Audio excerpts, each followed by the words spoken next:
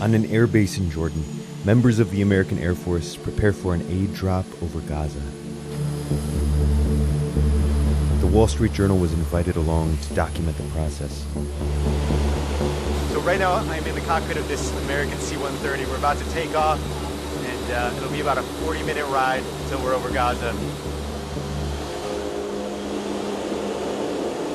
Between 250,000 to 500,000 civilians in northern Gaza are almost completely cut off from aid and are now living on the brink of famine. That's where the aid is dropping today. Today they're carrying about 3 tons worth of aid.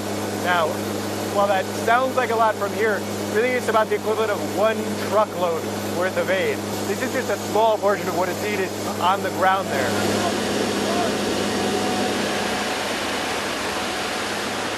This is the 6th drop for the Americans. The Israelis are still bombing Gaza.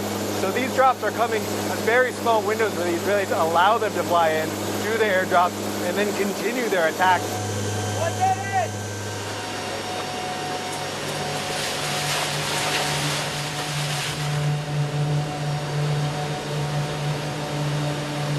From out the window here, you can see the intense destruction.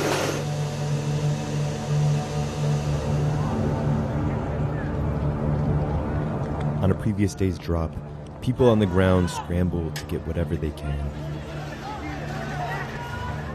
The UN estimates that 1 in 6 children under 2 in the north are suffering from acute malnutrition.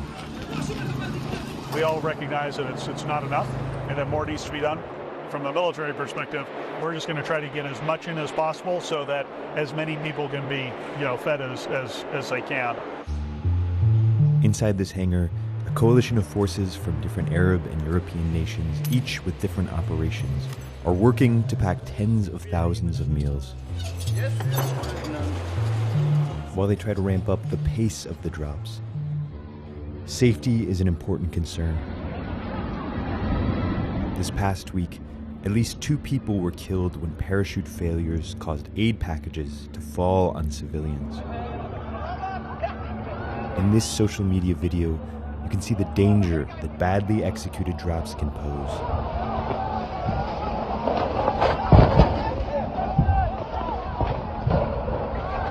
It's not entirely clear what went wrong or which country is responsible. So it wasn't a U.S. drop, but if we were to have a parachute failure like that, and we've had at least one that went in, the chute didn't open. Different bundles that are being dropped are different sizes. The ones we dropped today were some of the smaller bundles, Jordanian supplies meals, about a 500-pound bundle, but some of these go up to 1,200 pounds or more.